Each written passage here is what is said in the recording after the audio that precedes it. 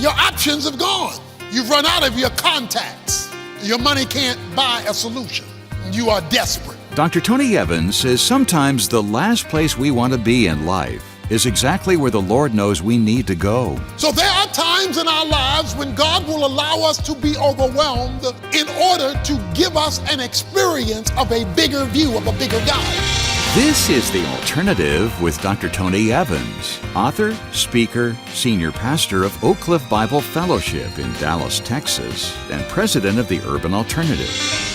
There are some people who just seem to be able to talk their way out of any situation. Well, let's join Dr. Evans as he explains today how God can give the words we speak that same kind of power. A man went to his physician because he had a major problem.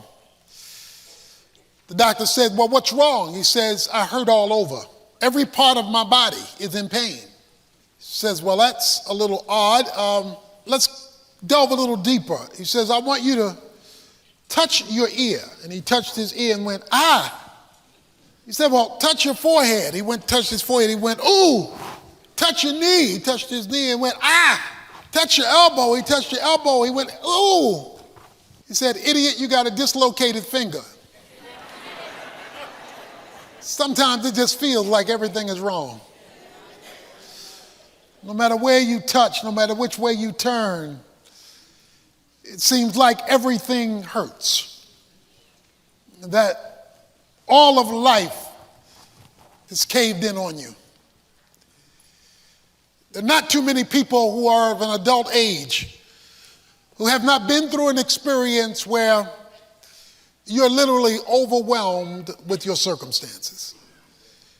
And there's no direction you can turn where it doesn't hurt. We've all, at various levels, been in situations that appear to be unfixable because they run so deep, have gone so long, and hurt so bad. Such was the situation Jehoshaphat finds himself in 2 Chronicles chapter 20. He finds himself, and in fact all of Israel, in a problem they can't fix. It came about in verse 1, the sons of Moab and Ammon, together with the Minites, came to make war against Jehoshaphat. He was under attack, and he was surrounded by a problem he couldn't fix. He was outnumbered because all of these armies had come together to attack him. It would have national consequence because they were attacking the whole nation. There was a simultaneous attack, so it was all coming to him at the same time. And you know when everything hurts because you're just overwhelmed. There is this sense of hopelessness and helplessness that surrounds you. It's like the man who says, I've got so many problems in my life that if one more thing goes wrong, it's going to take me 2 weeks to get around to worrying about it. Because it just keeps on coming. So overwhelming was this problem that Jehoshaphat faced that it says in verse 3, he was afraid. He was scared to death. Because that's how it is when there's no place to turn. When something is wrong over here and over here and over here and over here, and it just collapses on you. You become like Popeye. I've taken all I can stand and I can't take no more. Because you're overwhelmed with the realities of life and the pain that they cause you. You're like Roberto Duran when he was fighting Sugar Ray Leonard and all he could say is no mas, no mas, no more. With one major difference, that when you say I can't take no more, the ref still doesn't stop the fight. Because more comes. Some of us, if we were honest enough, would challenge the theological dictum that God won't put more on you than you can bear. Because we know what it feels like to have more on us than we can bear. We've just been overwhelmed by life, pain, problems. Sometimes it's finances we can't get ourselves out of and the struggle of debt. Sometimes it's health where the doctors can't fix it. Sometimes it's a relationship that just keeps going from bad to worse. Sometimes it's a career situation that has you trapped. Sometimes it may even be an addiction you cannot overcome. And you feel helpless, hopeless, overwhelmed, outnumbered, and powerless. That's Jehoshaphat's scenario. Surrounded in every direction by the enemy. The enemy is now converging on you, and there is no more peace and calm in your life. So that's the problem. It is a problem you have faced or will face. It's most certainly a problem you've seen others face, and that is to be overwhelmed by life. Life wouldn't be so bad if you didn't have to live it. The reality is you do have to live it, and sometimes it can get real bad. That's his scenario. That's our scenario. So we find Jehoshaphat overwhelmed. And he is going to give us today a principle that I simply have called in today's message, victory in your voice. Particularly when you are in a situation you can't fix. And we know he's in that situation because of verse 12. Oh, our God, will you not judge them? For we are powerless before this great multitude who are coming against us, nor do we know what to do, but our eyes are on you. So this sermon today is for the powerless among us. Those of us who don't have the strength to deal with life as it has crashed in on us. Today is for those whose knees are too weak to get up on your own. For those who've been overwhelmed by mess and your only hope is a miracle. It's for those who don't know what to do. Anybody ever been in a situation you don't know what to do? My options are gone. I don't have any options. It's too big, it's too deep, it's too painful, it's too radical, it hurts too bad. Jehoshaphat finds himself in this situation, and this problem leads him to prayer. It says in verse 3, he turned his attention to seek the Lord.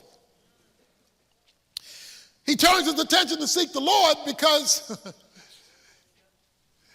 he can't fix it. You always know when God wants your undivided attention, because there's nobody else to talk to who can make it any better. Your options have gone. You've run out of your contacts. Your money can't buy a solution. You are desperate. He gathered all of Israel, all of Judah together, verse 4, and everyone came, all the cities of Judah, to seek the Lord. God, you've got to fix this. We can't. We need heaven because earth has gone bad on us. This leads him to a marvelous prayer beginning in verse 5. He stood in the assembly in the house of the Lord before the new court and said, O Lord, the God of our fathers, are you not the God in the heavens? And are you not ruler over the kingdoms of the nations? Power and might are in your hand. so that no one can stand against you. Do you not, O Lord, drive out the inhabitants of the land before your people Israel and give to the descendants of Abraham, your friend forever?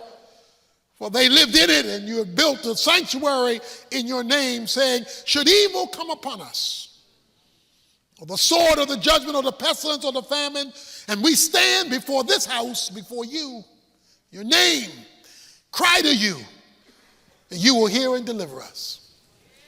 That prayer is deep. His problem leads him to open up his mouth in prayer.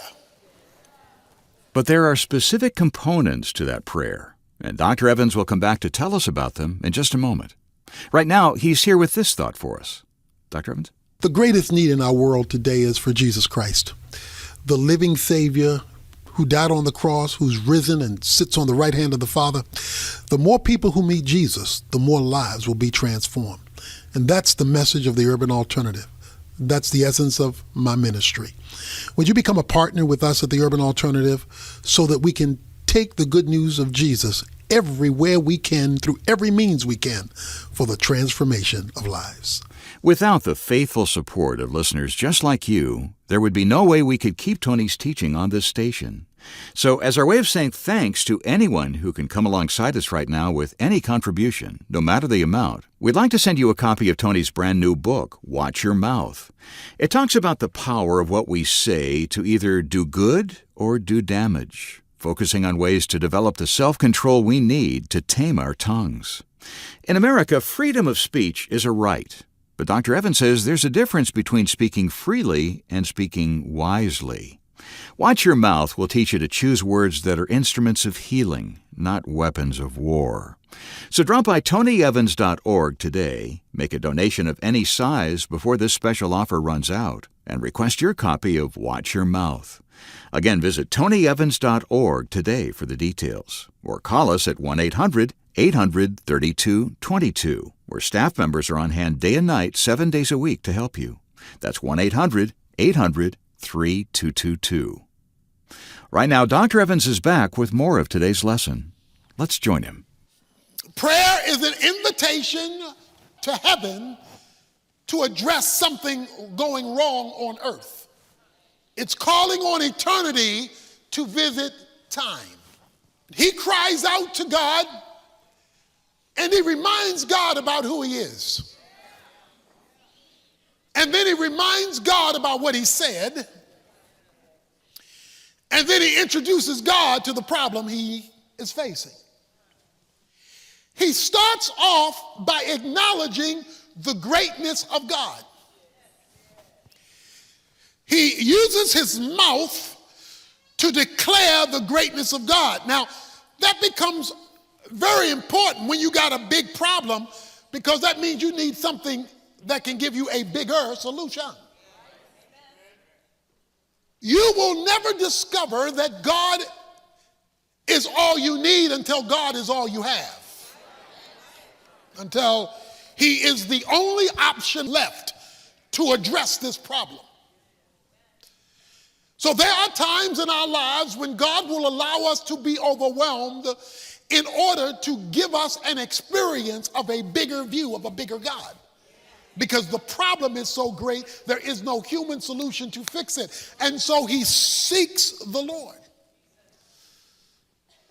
And he calls on heaven to visit history, and he says, this is who you are, and this is what you said. Now, if you don't know who he is and you don't know what he said, you don't know what to say. If your view of God is small, then he will be the last resort, and even when you make him the resort, he is so small you do not expect much from it.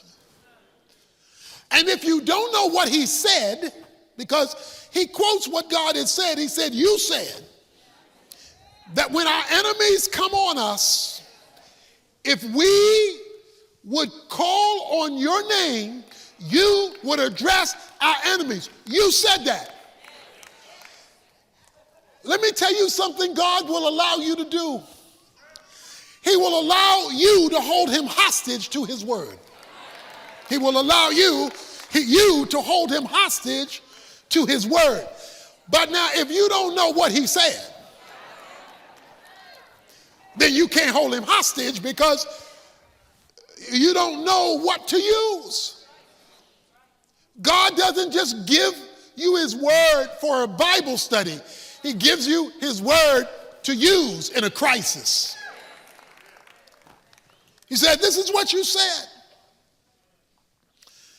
And you said that when our enemies come upon us, if we would go to this house, the temple, and we would cry out to you from this house, you would hear us and deliver us. You said that.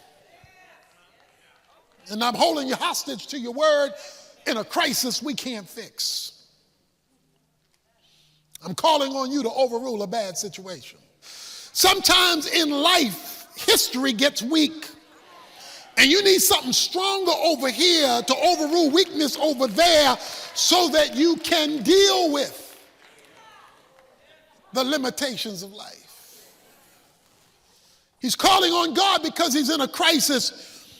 Sometimes you're in a ditch and you can't get out of it, but if Clark Kent is on the bus, it changes your strategy. There's a lady who was living out in the boondocks, and there was a desperate need for electricity. She did not have electricity going to her home, and finally they ran electricity. She'd been living all of her life without electricity. They finally ran electricity to her home. They ran electricity to her home, but months later they discovered that only a few units of the electricity was ever utilized. She has electricity, but maybe something is wrong and it's not registering the amount of usage that's taking place. So they sent a representative to her house and knocked on her door, and they said, ma'am, we noticed that you have not been using electricity. Do you use your electricity? Oh, she says, yeah, every day. Well, how long is it on? Well, she said, well, it's not on long. I turn it on long enough to light my kerosene lamp. And then I turn it off. See, a lot of us use God to light our human efforts. We use God to give us a little something for us to operate independently of him. We come to church for a little electrical charge so that we can leave and operate with our own human devices, our kerosene humanity, even though we've gotten connected with the power of the universe. God palms the universe like a basketball player palms a ball. He has it under his control. Now, just by way of a statement, you don't have to look at it now, but if you will look at the end of chapter 19, Jehoshaphat has cleaned up Jerusalem. He's dealt with the sin in the community, because you don't get access to heaven if you're not willing to address sin on earth.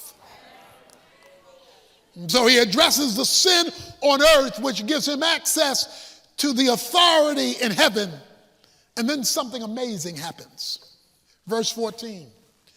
We've moved from a problem to a prayer, and that leads to a prophet. Then in the midst of the assembly, the Spirit of the Lord came upon Jehaziel.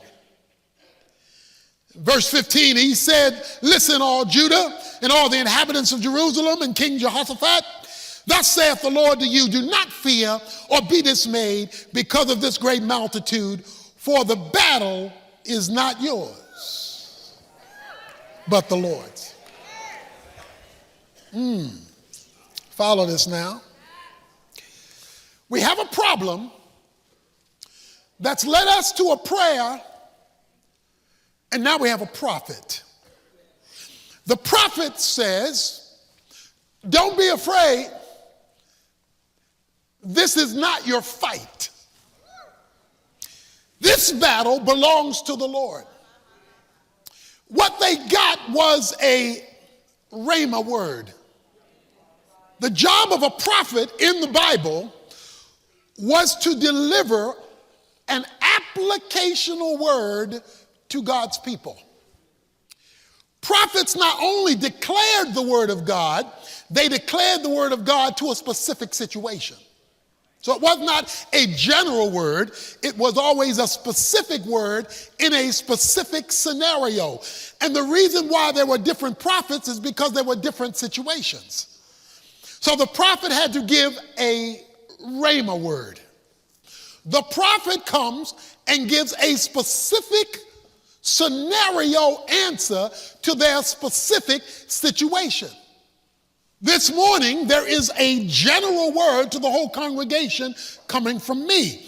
A prophetic word is a specific word about what you ought to do in your specific scenario you're dealing with. That's why it says the Spirit of the Lord came to the prophet, because it is the job of the Spirit to give you your word from this word.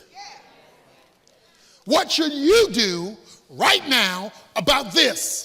That's a rhema word. That's a word uttered to you about your dilemma.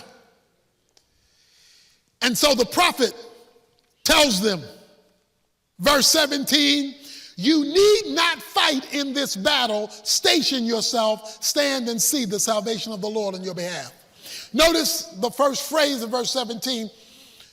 You do not need to fight in this battle, because you may have to fight in the next battle, and you did fight in the previous battle, but this one is not yours. Why? Because God has different strokes for different folks and different methods in different scenarios. What he wants you to do today may be different than the strategy he wants you to use tomorrow that may have been different than the strategy that you used yesterday. And see, unless you are led by the Spirit, you'll think because God wanted it done that way yesterday, he wants you to repeat it today. He says, no, on this one, you don't have to fight. You just have to station yourself. That's what it means to walk with the Lord. It means to give him the freedom to steer you, to guide you, and to govern you.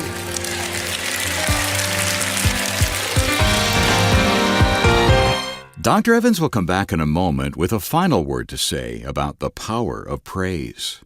First, though, if you'd like to hear the full-length version of today's message, you can get it along with 10 others in our current teaching series, Watch Your Mouth. It's loaded with plenty of practical advice about keeping your tongue from causing trouble, and you can find out all about it by visiting us online at tonyevans.org. When you do, don't forget to check out that brand new book I mentioned earlier, also called Watch Your Mouth. It builds on what we're learning in our current study, and for a limited time, it's yours with our thanks when you help us keep Tony's teaching on this station with a contribution of any amount. Details are waiting for you right now at tonyevans.org, or you're always welcome to call our resource request line at 1-800-800-3222, where staff members are standing by 24/7 to help you. Again, 1-800-800-3222. Tomorrow, more from Dr. Evans on the importance of letting God hear the victory in your voice. Right now, though, he's back with this closing thought for today. Notice the end of verse 18. He fell down before the Lord and worshiped the Lord. The end of verse 19. Stood up to praise the Lord God of Israel with a very loud voice. The middle of verse 21. Who sang to the Lord and those who praised him in holy attire. Verse 22, when they began singing and praising the Lord. I hope you see it. A problem led to a prayer that resulted in a prophet that brought about praise. If you want to know God's address, if you want to know where God lives, he lives at a house on a street called praise.